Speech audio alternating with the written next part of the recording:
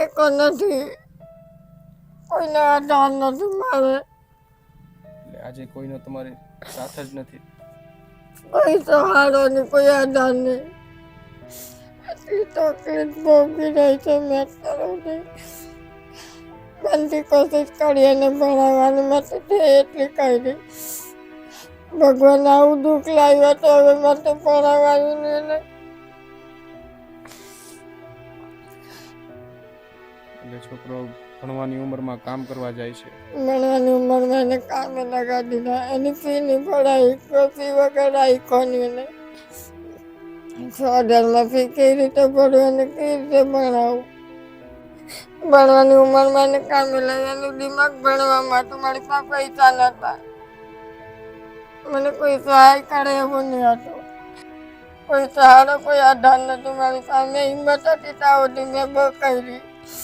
હવે ઓપરેશનને લીધે મેં હારી ગઈ. હવે નથી થતું. હિંમત ના હારવાની હોય. હવે ઘર કામમાં મને કોઈ લેતું નથી.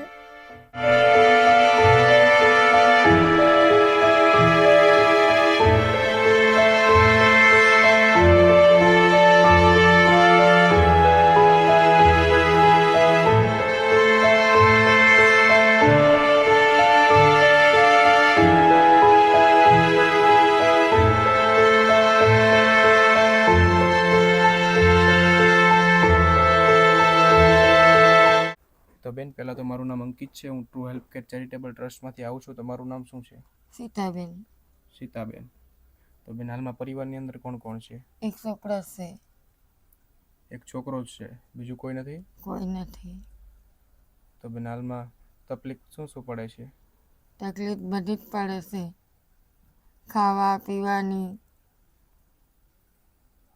સ્કૂલમાં જામ છું, 6,000 આપે. 6,000માં મારે બધું ઘરનું આખું રોલિંગ ચલાવવાનું છે. છોકરો નાનો પડે, કોઈ લેતું નથી. આમ મોટો છે પણ ઉંમરમાં નાનો પડે. તો બેન, તમારા ઘરના નથી. ઘરના મને કીધું છોડી મૂકી. મારા 17 વર્ષ થઈ ગયા. તમને 17 વર્ષથી છોડી દીધા? 17 વર્ષથી છોડી દીધા. તો અત્યારમાં પરિવારમાં તમે અને એક દીકરો બે જ છો? બે જ છીએ. છોકરાને મોઢું એ નથી જોયું એને. એટલે તમારા ઘરના છોકરાનું મોઢું એ નથી જોયું. છોકરાને મેં એકલીએ મોટો કર્યો, ભણાવ્યો, બધું મેં તો એકલીએ કર્યું છે અત્યાર સુધી. નથી એનું નામ પત્તો કઈ નહીં.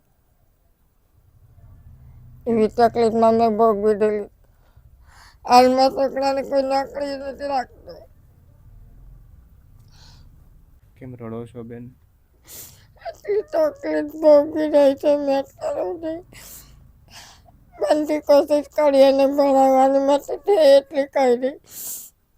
ભગવાન આવું દુઃખ લાવ્યો તો હવે મેં તો ભણાવવાનું નહીં ને.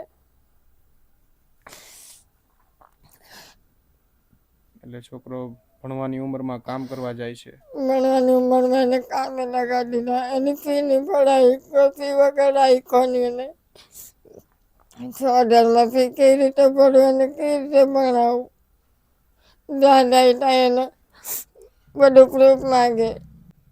આજે દીકરાની ભણવાની ઉંમરમાં એને ભણવાની ઉંમરમાં એને કામે લાગ્યા. એનું દિમાગ ભણવામાં હતું. મારી પાસે પૈસા નહોતા. મને કોઈ સહાય કરે એવું નહીં હતું. કોઈનો ટેકો નથી, કોઈને આધાર નથી મારે.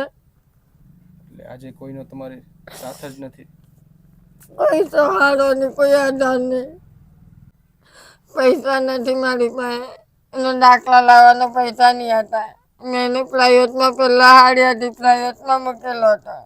તો પણ ફી વધી ગઈ. કુદરતને કર્યું મારું ઓપરેશન આવ્યું. એને 9 પાસ કર્યો. એને ભણવું ઘણું હતું. તમારી મજબૂરીના કારણે એને ભણવામાંથી ઉઠાડવો પડ્યો. કોઈ સહારો, કોઈ આધાર નથી મારી પાસે. હિંમત હતી ત્યાં સુધી મેં બહુ કરી. હવે ઓપરેશનને લીધે મેં હારી ગઈ. હવે નથી થતું. હિંમત ના હારવાની હોય. હવે ઘર કામમાં મને કોઈ લેતું નથી. કોઈ જગ્યા પર મને કોઈ કામે રાખે નહીં. એનું કેન્સલ કરીને કોઈ નોકરી પર મને નહીં રાખે. તમને કેન્સર છે? કેન્સરનું ઓપરેશન છે. કેટલા ટાઈમથી કરાવેલું છે? મને 8-9 વર્ષ થઈ ગયા. 8-9 વર્ષથી ઓપરેશન કરાવેલું છે. નિવાડકાની દવા ચાલતી તો મારો 5,000 તો એ કાઢવાના. એટલે 5,000 રૂપિયાની તો મહિને દવાના કાઢવાના પૈસા. દવાના કાઢવાના. છોકરા આમ થઈ જાય તો દવા ના કાઢે. એટલે તમને કેન્સર છે એ માટે કોઈ કામ આપવા રાજી નથી? આપવા રાજી નથી.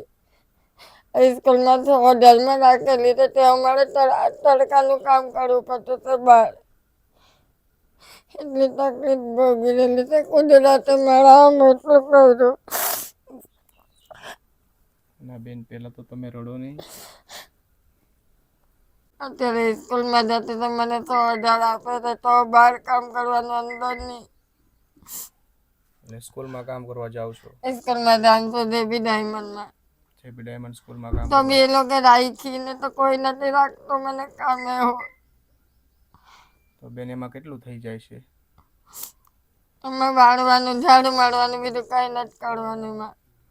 એમાં કેટલો તમને પગાર આપે છે બેન? 6,000. 6,000 રૂપિયા. તો બેન 6,000 રૂપિયામાં ઘર ગુજરાન ને બધું ચાલી જાય છે? નહીં ચાલે. 6,000માં નહીં ચાલે તો એ ચલાવવું પડે મજબૂરીના ખાતર. તો પછી બેન હાલમાં તમારી પાસે કઈ અનાજ કરિયાણું છે કે નથી? અનાજ કરિયાણું અત્યારે કઈ જ નથી. કઈ અનાજ કરિયાણું જ નથી?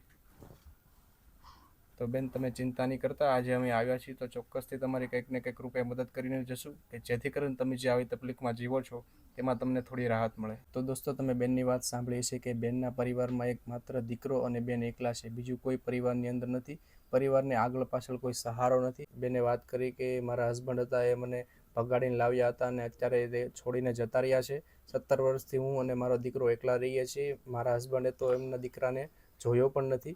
બેન નાનું મોટું સ્કૂલમાં કામ કરવા જાય છે ત્યારે 6,000 રૂપિયા લાવે છે. પરંતુ હાલના સમય પ્રમાણે 6,000 રૂપિયામાં કેવી રીતના ઘર ગુજરાન ચલાવવું, કઈ રીતના ઘર ચલાવવું, બહુ બધું મુશ્કેલ બની જતું હોય. બેને વાત કરી કે મારે ખાલી 5,000 રૂપિયા તો દવામાં જ જતા રહે અને થોડા ઘણા રૂપિયા વધે ત્યારે અમે ખાવાનું લાવીએ છીએ. બેને વાત કરી કે મારે એક દીકરો છે, એની અત્યારે ભણવાની ઉંમર છે અને હું કામ કરવા મોકલું છું કારણ કે મારી એક મજબૂરી છે કે એને મારે ભણવામાંથી ઉઠાડવો પડ્યો. તો અત્યારમાં પરિવાર બહુ બધી તકલીફ સાથે પોતાના દિવસો પસાર કરી રહ્યા છે. તો કંઈ નહીં, અત્યારમાં આપણેથી બનતી મદદ કરવાની કોશિશ કરીએ કે જેથી કરીને બેન આગળ પોતાનું જીવન સારી રીતે આગળ પસાર કરી શકે. તો બસ તમે આ વિડીયોના અંત સુધી બન્યા રહેજો અને તમારા દરેક ગ્રુપની અંદર આ વિડીયોને શેર કરજો. અને જો દોસ્તો તમારી આસપાસ પણ કોઈ આવા જરૂરિયાતમંદ લોકો હોય તો ચોક્કસથી અમારા હેલ્પલાઇન નંબર પર કોન્ટેક્ટ કરો.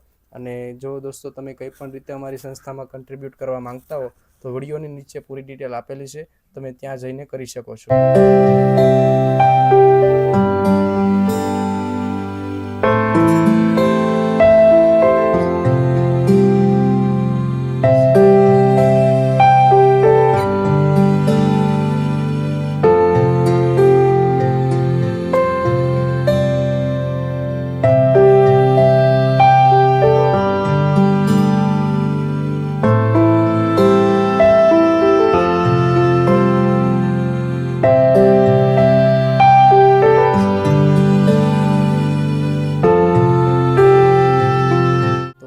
દોસ્તો, બેનની જે પણ રાશન કરિયાણાની રિક્વાયરમેન્ટ હતી એ રિક્વાયરમેન્ટ પ્રમાણે આપણે રાશન કરિયાણું લઈ લીધું છે.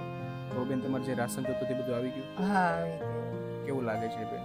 સારું લાગે છે. તમે કીધું હતું ને કે અમારી પાસે કંઈ ખાવાનું નથી, હા, રાશન કરિયાણું તમારી માટે લાવ્યા છીએ. અને બેન આજે તમને જે પણ રાશન માટે જેમણે સપોર્ટ કર્યો છે એમનું નામ છે કાશ્મીરાબેન દેસાઈ. તો તમે કાશ્મીરાબેનને શું કહેશો બેન? એને ખૂબ ખૂબ આભાર ને એનાથી ડબલ ભગવાન દે. એને બધું સારું કરે ભગવાન. અમારી સામું જોવે એને ભગવાન સારું કરે. થેન્ક યુ સો મચ બેન, થેન્ક યુ સો મચ. હવે તમારે જમવામાં તકલીફ નહીં પડે ને બેન? નહીં. તો thank you so much Kashmiraben Desai. આજે તમારા સપોર્ટથી બેનને જે પણ જમવામાં તકલીફ પડતી હતી એ તકલીફ તમે આજે દૂર કરી આપી છે. તમને અને તમારા પરિવારને ભગવાન સ્વસ્થ અને નિરોગી રાખે. અને બસ રમેશ માટે આવા જરૂરિયાતમંદ નિરાધાર લોકોની મદદ કરતા રહેજો. Once again thank you so much Kashmiraben Desai.